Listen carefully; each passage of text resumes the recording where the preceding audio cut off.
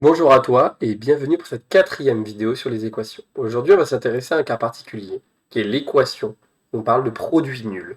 Alors, pourquoi ça? Ici, on a une équation, relativement classique, sauf qu'on a un produit égal à zéro, d'où la notion de produit nul.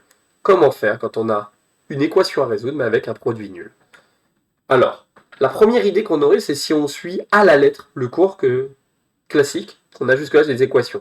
C'est de se dire il y a des parenthèses, donc on va développer pour ensuite résoudre notre problème. Et sauf que là, je vais le faire devant toi, et on va voir qu'on va avoir un problème. Alors je le fais assez rapidement, je vais faire ma double distributivité, donc on est sur un niveau troisième, et on va regarder ce que ça donne. 2x fois x, ça nous donne donc 2x au carré. 2x fois 5, ça nous donne 10x. Moins 4 fois 5, ça nous donne moins 4x. Et moins 4 fois 5, ça nous donne moins 20 égale 0.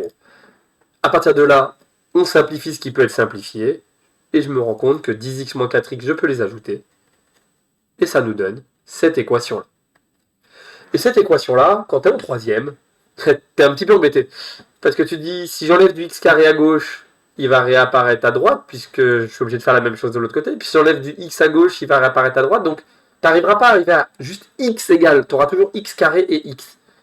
Et là, c'est un gros problème, puisque toi, tu veux x égale. Et donc là, tu es totalement bloqué. C'est-à-dire qu'à ce stade-là, toi, en troisième, c'est impossible pour toi de trouver la solution de cette équation-là. Enfin, en tout cas, elle va être très difficile pour toi, pour un élève de troisième.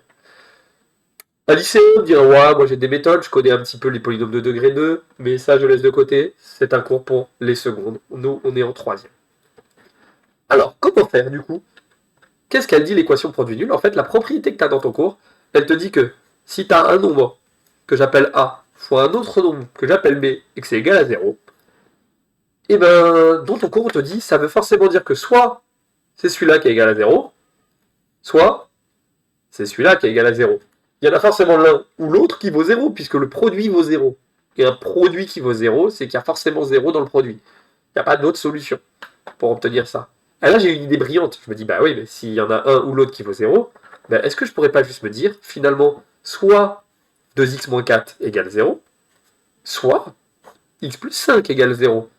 Et c'est là l'idée de l'équation du produit nul. C'est-à-dire qu'on va avoir l'idée de se dire qu'en fait, finalement, soit on a 2x moins 4 égale 0, ou x plus 5 égale 0. Puisque finalement, on a un produit et il y a forcément l'un ou l'autre qui vaut 0. Et là, je suis content parce que je me suis débarrassé de ce x carré. Il n'apparaît pas cette fois. Et ces deux équations, je sais les résoudre. Et donc là, je ne me gêne pas, je vais les résoudre immédiatement. 2x moins 4, donc j'ajoute 4 de chaque côté. Je trouve donc que ça fait 2x égale 4. Je veux me débarrasser du 2, je divise par 2. Je trouve donc que x égale à 2. J'ai donc une première solution. Là, je me dis, ouh, attention, j'avais un ou, j'ai une autre possibilité. Regardons ce qui se passe. X plus 5 égale 0, j'enlève moins 5 de chaque côté. Et je trouve que x aussi égale moins 5. Et donc je trouve qu'il n'y avait pas ici une solution. Mais ici on a deux solutions pour notre équation. Les deux solutions sont x égale 2 et x égale moins 5. Et si tu essayes de faire de la substitution de remplacer, ici, remplaçons x par 2. 2 fois 2 moins 4, ça va faire 0.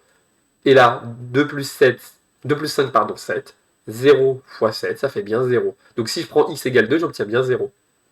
Et si j'essaye de remplacer x par moins 5, 2 fois moins 5, moins 10, moins 10, moins 4, moins 14, et moins 14 fois ici 0, ça va encore faire 0.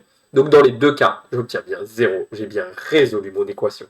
Voilà l'idée de l'équation produit nul. C'est de se dire que si tu as un produit qui est égal à 0, l'idée, c'est systématiquement de se dire je vais passer par la résolution de l'un ou de l'autre égale à 0, puisque j'ai forcément l'un des deux qui doit valoir 0.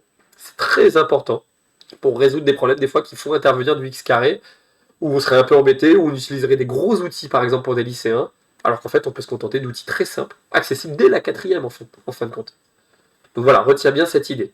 Je me permets de placer une petite graine qui doit germer, c'est de se dire, bah, finalement, si jamais un jour j'ai des choses un peu comme ça, j'ai très envie d'écrire sous forme de produit pour arriver à un produit nul. Quand on a une expression égale à 0, on a très envie d'avoir un produit égal à 0 parce que c'est facile. Et je plante cette petite graine parce que dans les factorisations que tu verras au lycée, tu vas être motivé par la factorisation dans l'idée de se dire ça va simplifier la résolution des équations et te permettre de résoudre des problèmes plus durs. Voilà, j'en dis pas plus. Ça te servira beaucoup plus pour le lycée que ça ne te servira au collège, mais c'est quelque chose qui est important. J'espère que ce cours t'aura aidé, et je te souhaite bon courage sur les équations. À bientôt.